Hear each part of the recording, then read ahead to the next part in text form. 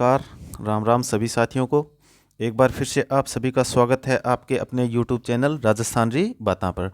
तो पिछले अध्याय में हमने हिस्ट्री के MCQ की शुरुआत की है, जिसमें हमने एक टॉपिक कंप्लीट कर लिया है। ठीक है, तो उसी क्रम में हम आज आगे जो राजस्थान से प्राप्त कुछ प्राचीन अभिलेख हैं और जो कुछ रियासतों से संबंधित सिक्के हैं उनकी चर्चा करेंगे, जो कि 30-35 हम मेन क्वेश्चनों की बात करेंगे जिनसे अक्सर क्वेश्चन हमें देखने को मिलते हैं एग्जाम में। ठीक है, तो देखते हैं हम पहले क्वेश्चन से। जैसे कि पहला क्वेश्चन है कि आबू के जो अभिलेख हैं उनके लेखक कौन हैं। आबू के जो अभिलेख हैं उनके लेखक हैं शुभचंद्र। तो थोड़ी सी मैं बात आपको आबू के अभिलेख हैं उनकी बता देता हूँ। जो नेमिनाथ जी का मंदिर है ना आबू में, वहाँ पर ये प्रशस्ति प्राप्त हुई है। ठीक है, इसकी रचना की गई है सोमेंद्र के द्वारा, सोमेश्वर के द्वारा, सोमेश्वर देव, या उन्हीं को लिख दिया जाता है शुभचंद्र। ठीक है, और एक इनकी मुख्य पुस्तक है जिनको आपको ध्यान में रखना है, वह भी क्वेश्चन अक्सर देखने को मिलता है। उसका नाम है सुरतोत्सव, जो काव्य है इनका सुरतोत्सव। ठीक है, तो इसको आपको ध्यान में रखना है। आबू के अभिलेख के लेखक शुभचंद्र। आगे आता है कि बिजोलिया शिलालेख किस चौहान नरेश के काल का है।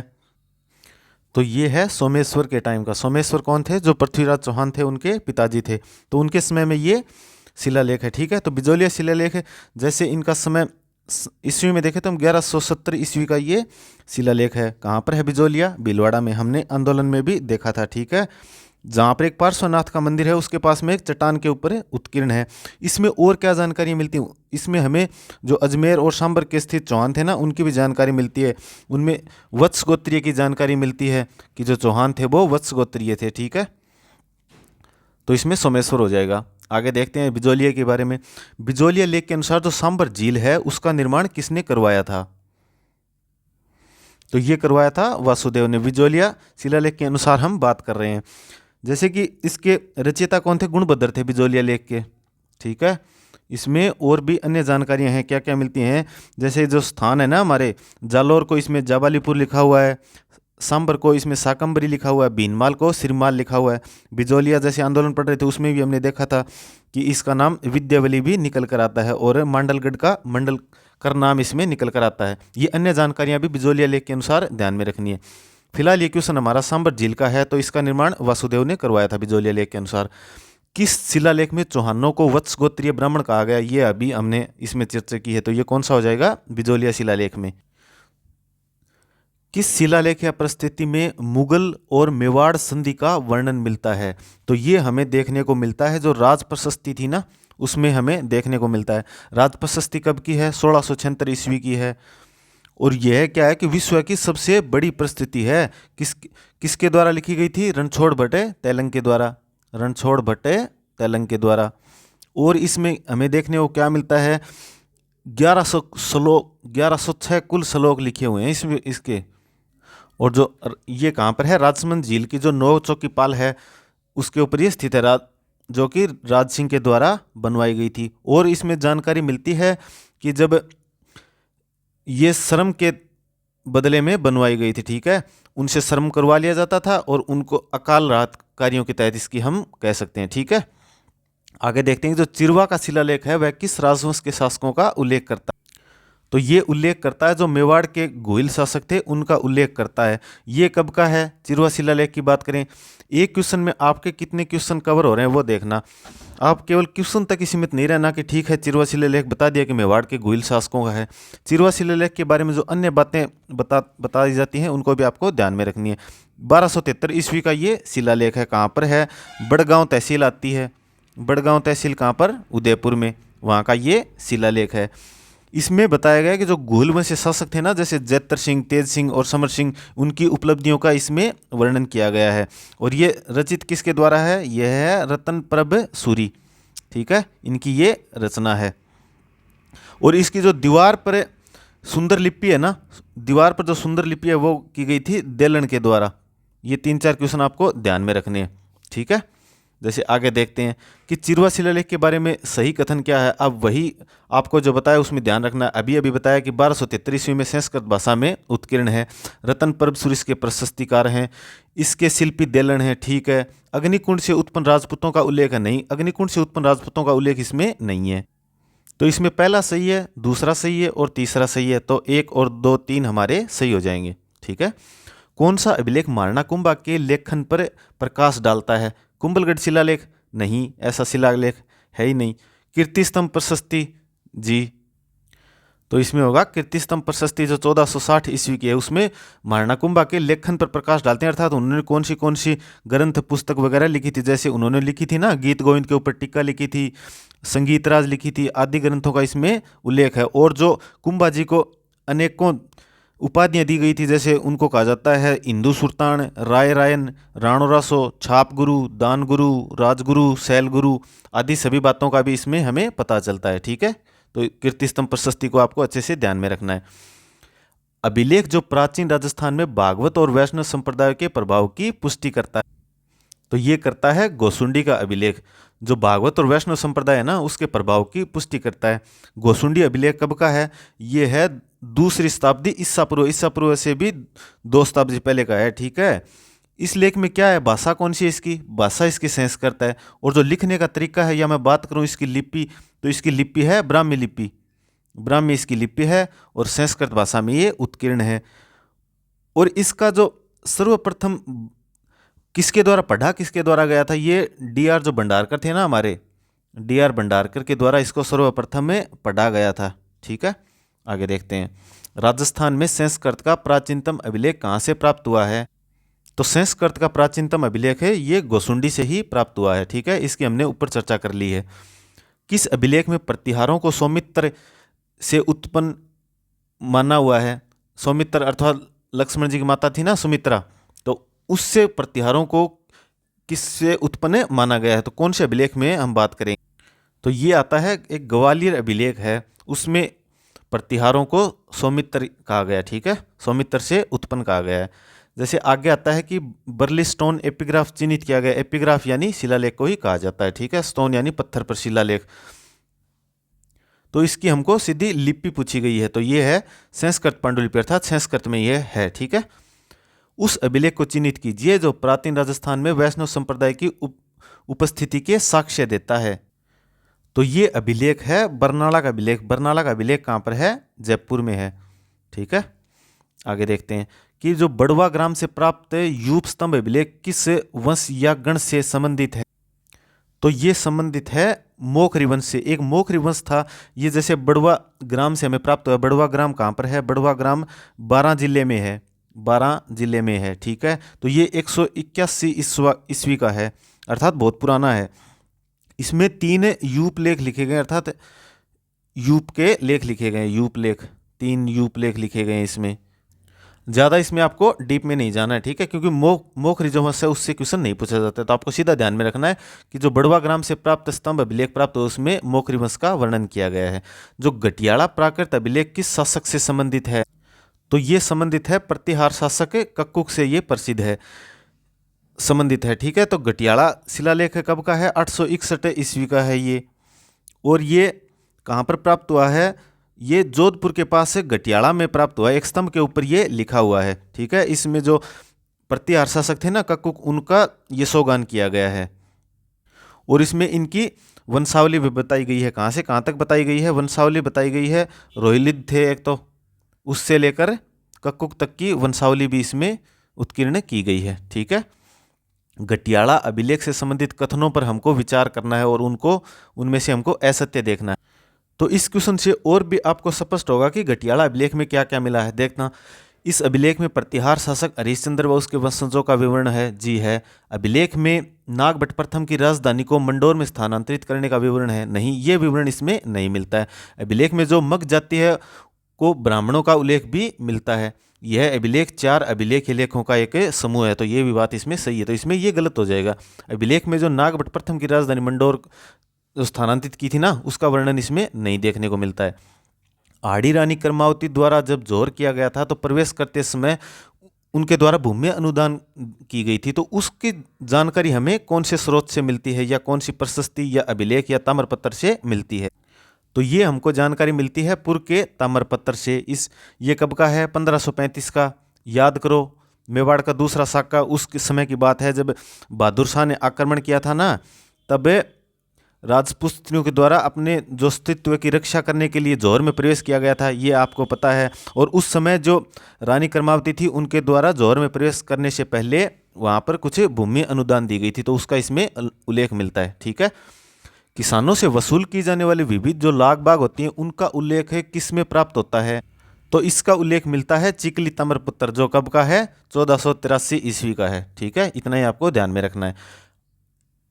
कुछ अभिलेख दिए गए उनको आपको कालक्रम के अनुसार सही व्यवस्थित करना है, तो इसमें आपको ये भी पता चल जाएगा कि कौन से काल का है और किस प्रकार से हम पुराने से नए की ओर तरफ बढ़ते चले जाएंगे, और या कौन से काल में कौन सा अभिलेख था। ठीक है, तो इसमें सबसे पहले क्या है कि गोसुंडी अभिलेख है वह तो सबसे पुराना है, तो 3 नंबर हो जाए। उसके बाद में बुचकला अभिलेख आएगा। ठीक है, तो इसमें ऑप्शन हो जाएगा ये 3 4, तो 3 4 से आगे हमको देखना नहीं है। उसके बाद बिजोली आएगा, उसके बाद में नेमिनाथ अभिलेख आएगा। ठीक है, तो इसमें 2 नंबर ऑप्शन हो जाएगा। ठीक है, क्योंकि गोसुंडी अभिलेख कब का है, यह तो 2री शताब्दी ईस्वा पूर्व का है, और जो बुचकला अभिलेख है वह कब का है, ये 815 ईस्वी का है। और बिजोलिया का लेख हमें देखने को मिलता है, अभी अभी हमने देखा 1170 ईस्वी का है। ठीक है, और लास्ट में कौन सा बच गया, नेमिनाथ का बच गया, तो नेमिनाथ का है 1230 ईस्वी का, नेमिनाथ मंदिर आबू के पर्वत पर। ठीक है, तो ऐसे क्वेश्चन आपको मेन ध्यान में रखने हैं, मिलान करने वाले या क्रम वाले। तो इसमें इस क्वेश्चन से आपको यह भी स्पष्ट हो गया कि कौन सा पुराना है और किस प्रकार से इनका कालक्रम है। जैसे आगे आता है पशुपत संप्रदाय से संबंधित गुरु विश्व रूप का उल्लेख है किस में मिलता है, तो ये हमें मिलता है हर्ष पर्वत शिलालेख। हर्ष पर्वत शिलालेख कहाँ पर है, हर्ष के पर्वत पर है, सिक्कर में। ठीक है, ये कब का है, 973 ईस्वी का है, 973 ईस्वी का है। इसमें जैसे हर्षनाथ के मंदिर का निर्माण किसने करवाया था, अल्लट के द्वारा उसका निर्माण करवाया गया था, तो उसकी जानकारी भी हमको मिलती है। और इसमें चौहानों के जो वंशक्रम है उनकी उपलब्धि है, उनके बारे में भी हमें जानकारी मिलती है। और ये कब का है, ये जो विग्रह राज चतुर्थ थे ना उनके समय का ये आता है। और इसमें एक जानकारी और ध्यान में रखना, इसमें जो वागड़ आता है ना हमारा, उसको वारगट लिखा हुआ है, इसकी भी हमको जानकारी मिलती है। ठीक है, आगे देखना राव। अब देखना कुछ सिक्कों की बात करेंगे हम। जैसे जो राव शाही सिक्कों का संबंध किस राज्य से है, तो ये सिक्के हैं अलवर के। राव शाही सिक्के कहाँ के हैं, अलवर के। ठीक है, जैसे और सिक्के आते हैं लिलूलिया एवं लल्लू शाही सिक्कों का निर्माण कहाँ होता था, तो ये होता था सोजत पाली में, एक टकसाल थी वहाँ पर इनका निर्माण होता था। ठीक है, और जैसे इन सिक्कों की बात करूँ तो इनके ऊपर और क्या अंकित है, जो शासक थे ना शाह आलम द्वितीय, उन्होंने 22 वर्ष से शासन किया था, तो उनके नाम पर इन सिक्कों को बाईसिंदा भी कहा जाता है। ठीक है, बाईसिंदा अर्थात 22 साल उन्होंने शासन किया था। निम्नलिखित में से कौन सा युगम सुमेलित नहीं है, अब कुछ सिक्के दिए गए हैं और रियासत दी गई है। अक्षयशाही सिक्का जैसलमेर का था, जाड़शाही सिक्का जयपुर का था, सही है। गजशाही सिक्का जोधपुर का था। विजयशाही सिक्का बीकानेर, ये बीकानेर का नहीं था, ये कहाँ का था, ये भी जोधपुर का था। तो ये सिक्के जो विजय सिंह थे ना जोधपुर के शासक, उनके समय में बना हुआ है। उन्होंने जो उस समय बादशाह थे, मुगल बादशाह, उसमें कौन थे, उसमें मुगल बादशाह थे शाह आलम, तो उनसे आज्ञा लेकर ये सिक्के तैयार करवाए थे। तो इसमें विजयशाही ये जोधपुर का सिक्का हो जाएगा, बीकानेर का नहीं है। निम्नलिखित में से कौन सा युगम फिर से सुमेलित नहीं है, तो इनसे देखना क्वेश्चनों से आपको ये भी ध्यान में हो जाएगा कि कौन सी रियासत में कौन से सिक्के चलते थे। ठीक है, तो इनमें जैसे हमें ऊपर वाले क्वेश्चन में अभी अभी देखा है, तो विजयशाही सिक्का जो था बीकानेर का नहीं था, ये जोधपुर का था। लेकिन इसमें और क्या पता चला, जाड़शाही जयपुर का है, विंशोपक जो है वह चौहान वंश का है, और डब्बूशाही मारवाड़ राज्य का सिक्का है। ठीक है, तो इसमें यही हो जाएगा। मुगल शासकों के साथ मैत्रीपूर्ण संबंधों के कारण जयपुर के कछुआ शासकों द्वारा जारी किए गए सिक्के कहलाते हैं, क्या कहलाते हैं, वे जाड़शाही जयपुर, पक्का ध्यान में रखना। सिक्कों में अगर मेनली पूछेगा तो सबसे पहला क्वेश्चन यही बनेगा। गद्दिया सिक्के किस राज्य से संबंधित थे, तो ये हमें देखने को मिलते हैं उदयपुर क्षेत्र के, अर्थात मेवाड़ के गद्दिया सिक्के या गादिया सिक्के हमें देखने को मिलते हैं। ये उन्हों द्वारा चलाए गए थे, और प्रतिहार जो शासक थे ना उनके सिक्कों को पतला करके बनाया गया था, तो उनको पतला कर दिया तो उस पर सही आकृति अंकित नहीं हुई। जैसे कि मैं कहूँ तो उस पर जो चेहरा था उसका सही से अंकन नहीं हो पाया, और उसकी आकृति है कि गधे के अनुसार दिखाई देती है। उस तब से इसका नाम है प्रचलित यही हो गया, गद्दिया या गादिया सिक्का। ठीक है, तो इसमें आपको उदयपुर ध्यान में रखना है। अपराजित के शिलालेखों के रचयिता निम्नलिखित में से कौन है, तो इसके लेखक हैं दामोदर। अपराजित के शिलालेख कौन, मेवाड़ के शासक थे अपराजित, उनकी इनमें जानकारी मिलती है। या मैं अपराजित की बात करूं तो ये कब का है, 661 ईस्वी का है। ठीक है, तो इसके रचयिता हो गए दामोदर। डोडिया क्या है? डोडिया स्त्रियों का कर्णभूष विशेष नहीं, ओढ़ने का वस्त्र नहीं, कोई चादर नहीं। ये क्या है? अब सिक्कों की बात करें तो उससे आपको पता चल गया कि सिक्के ही हैं, लेकिन जब क्वेश्चन मेन एग्जाम में आता है ना, तो मेनली तो हम यही सोचते हैं आभूषण, और वो इतने पढ़ लेते हैं कि कोई ओढ़ने का वस्त्र होगा, लेकिन ये क्या है? तो जैसलमेर राज्य के प्राचीन एक सिक्का है डोडिया। ठीक है, ध्यान में रखना। कौन सा अभिलेख है चित्तौड़ के प्रारंभिक इतिहास पर प्रकाश डालता है? तो ये प्रकाश डालता है मानमोरी शिलालेख। मानमोरी शिलालेख, जी हाँ, वही जो कर्नल टोड साथ में लेके जा रहे थे और वजन अधिक होने के कारण या उनका संतुलन नहीं बना तो इन्होंने इसको पानी में डाल दिया था। ठीक है, तो ये हो जाएगा मानमोरी। मानमोरी शिलालेख कब का है? ये 713 ईस्वी का है। ठीक है, एक स्तंभ पर उत्कीर्ण है कहाँ पर? मानसरोवर जो झील है ना, उसके तट पर है, और ये मौर्यों को समय का शिलालेख है। ठीक है, जब मौर्यों का काल था ना यहाँ पर, जैसे चित्रांगद मौर्य ने चित्तौड़गढ़ का निर्माण करवाया था, तो इसका भी उल्लेख इसमें हमको देखने को मिलता है। नाथ प्रशस्ति राजस्थान की किस रियासत से संबंधित है? तो नाथ आते क्या करेंगे? मारवाड़। ठीक है जी, नहीं, मारवाड़ नहीं करना है। ये प्रशस्ति की बात हो रही है। जो नाथ प्रशस्ति थी ना, वो मारवाड़ की नहीं थी, ये थी मेवाड़ की। ये कब की है? 971 ईस्वी की है। ये 971 की। जो उदयपुर में लकुलिस मंदिर है ना, उनमें जो शिलालेख बने हुए हैं उनको ही बोलते हैं, जो लकुलिस के मंदिर हैं कहाँ पर? उदयपुर में, उन्हीं को नाथ प्रशस्ति भी बोलते हैं। तो नाथ से आप मारवाड़ मत चले जाना, इसमें मेवाड़ होगा। ठीक है, प्रशस्ति की बात कर रहे हैं। दस्तूर कोमवार में राजस्थान के किस राज्य से संबंधित वर्णन मिलता? तो ये हमको वर्णन मिलता है जयपुर राज्य का, हमको वर्णन मिलता है दस्तूर कोमवार में। ठीक है, किस प्रकार से जयपुर जो रियासत थी उसकी सामाजिक, आर्थिक और धार्मिक राजनीतिक स्थिति थी, उसकी हमको जानकारी मिलती है। जैसे कि दस्तूर क्या है? एक फारसी शब्द है उसका, दस्तूर, जैसे कि सुना होगा आपने फारसी शब्दों में, उसका नियम होता है रीति, नियम, इस प्रकार का इसका अर्थ होता है। ठीक है, तो सीधा आपको ध्यान में रखना है, दस्तूर कोमवार जयपुर रियासत से संबंधित था। प्राचीन राजस्थान की मूर्तिकला की प्रतीक नाद की शिव प्रतिमा किस जिले से प्राप्त हुई है? तो नाद की प्रतिमा हमें देखने को मिलती है अजमेर में। ठीक है, इतना ही ध्यान में रखना है। किस चौहान रानी ने अपने नाम के सिक्के चलवाए थे? अब एक चौहान रानी थी, उन्होंने भी अपने सिक्के चलवाए थे। तो वो किसने चलवाए थे? सोमल देवी ने अपने सिक्के चलाए थे। ये किनकी रानी थी सोमल देवी? ये चौहान राजा अजय राज की पत्नी थी। अजय राज की पत्नी थी। ठीक है, इन्होंने, जैसे सोमल देवी का अन्य नाम हमें देखने को क्या मिलता है? सोमलेखा भी इनका कई बार नाम हमें देखने को मिलता है। सोने और चांदी के ये सिक्के चलाए थे, इतना ही ध्यान में रखना है, सोमल देवी या सोमलेखा। 31 रुपया राजस्थान की कौन सी टकसाल में बनता था? तो ये हमें देखने को मिलते थे कुचामन में। 31 अर्थात 31 वर्ष शासन के कारण इसको 31 कहा गया। किसका 31 साल का? शाह आलम जो सेकंड थे ना, शाह आलम सेकंड के 31 वर्ष के शासनकाल के कारण इसको 31 कहा गया था। जैसे आगे देखते हैं कि राजपुताना की किस रियासत के सिक्कों पर एक और सम्राज्ञी विक्टोरिया का चेहरा और अंग्रेजी में विक्टोरिया एम्प्रेस लिखा होता था, और दूसरी ओर नागरी तथा उर्दू लिपि में महाराजा का नेम लिखा हुआ था। तो ये हम बात कर रहे हैं बीकानेर रियासत की। ठीक है, बीकानेर में महाराजा गंगा सिंह के समय के ये सिक्के हमें देखने को मिलते हैं, जिनको गंगा शाही सिक्के भी कहा जाता है। ठीक है, आगे देखना। जैसे कि किस मुगल शासक ने चित्तौड़ विजय के उपरांत मेवाड़ में सिक्का एलची जारी किया था? तो ये जारी किया गया था अकबर के द्वारा। मुगल शासक अकबर के द्वारा चित्तौड़ में विजय की थी ना, उसके बाद में सिक्का एलची जारी किया गया था। डींगला, बिंडरिया, नाथद्वारिया, ये सब क्या हैं? तो ये मेवाड़ में प्रचलित तांबे के सिक्के हैं। ठीक है, मैंने ऊपर जैसे उस क्वेश्चन में बात की थी, तो उसी प्रकार यहाँ भी आप कंफ्यूज हो जाएंगे। जैसे मेन एग्जाम में आएगा तो आप ये मत सोच लेना कि कोई ओडनियों के प्रकार है। ये मेवाड़ में प्रचलित तांबे के सिक्के हैं। ठीक है, तो ये हमने कुछ प्रचलित सिक्कों की बात की है, या कुछ महत्वपूर्ण अभिलेख और शिलालेख प्रशस्तियों की बात की है। उम्मीद करते हैं कि आपको ये क्लास पसंद आएगी, और उम्मीद ये भी करते हैं कि ये आपके एग्जाम में भी देखने को मिले तथा आपके एग्जाम में आपको ये सहायता दें। तो आज का हमारा ये सेशन इतना ही है, मिलते हैं अगले सेशन में। जय हिंद, जय भारत, जय राजस्थान।